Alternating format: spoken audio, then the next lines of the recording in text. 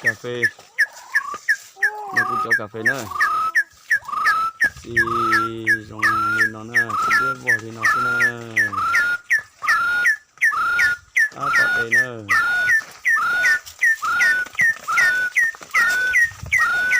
này có bột gì hả gì thế hả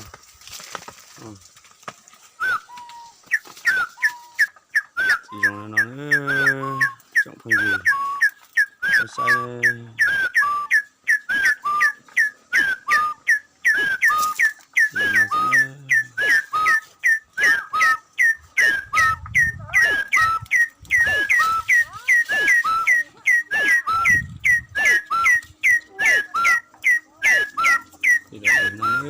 chỉ cho bếp lông thì nó nữa cà phê chỉ trong nó sẽ chỉ mua ít cho việc chỉ trong cha lại thế à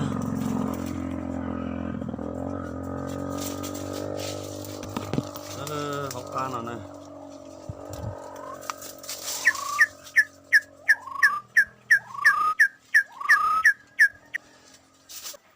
đồ nó nữa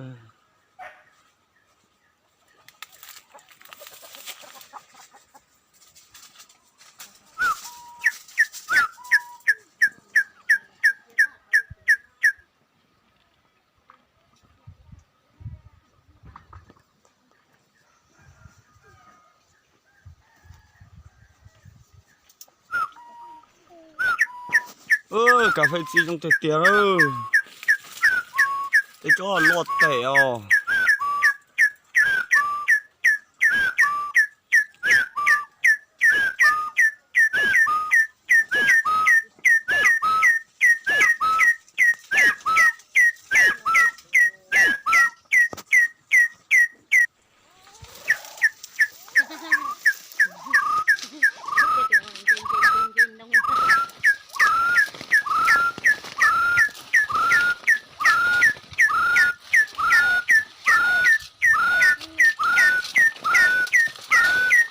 chơi thế hả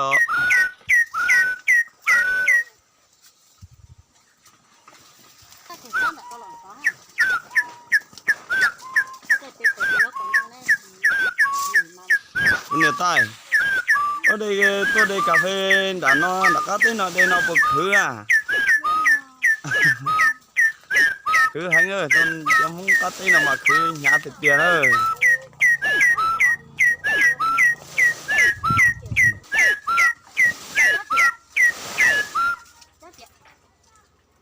kẹp bên đó hả?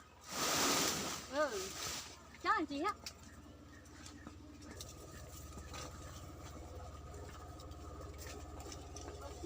cho lọt thì tiền ơi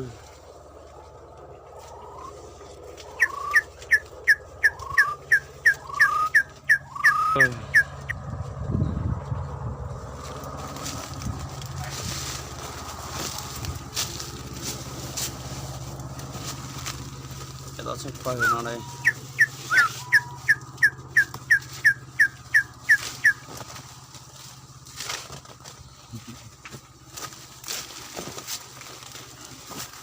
chọn giờ thế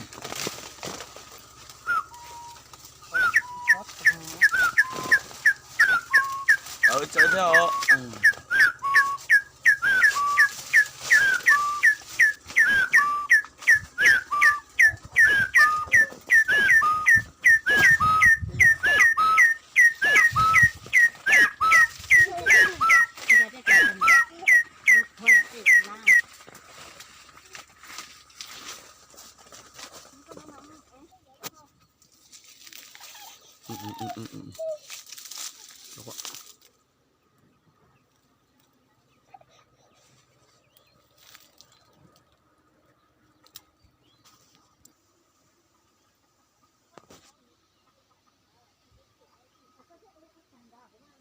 thì trong nó sẽ ơi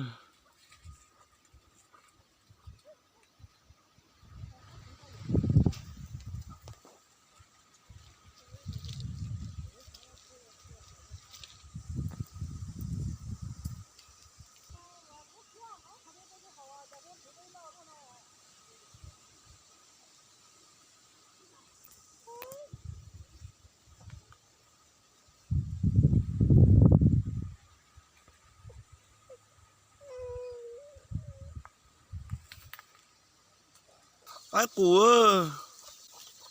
nó mà các cụ nữa, các cụ sinh cờ nữa, những các cụ thiệt can nhớ, ba tôn sư nữa, để cho các cụ nữa, các cụ thiền đây nữa, rồi po các cụ nữa, có khách đâu này nữa, po các cụ nhau hái cà phê nữa, nhớ tỏ lô po cà phê po tỏ nữa, thế tao lại nữa, tới chiều nó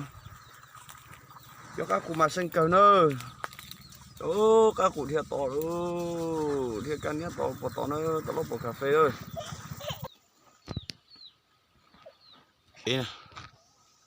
cà phê nhớ kiện kì nó nữa, rồi ra bộ kì nó nữa.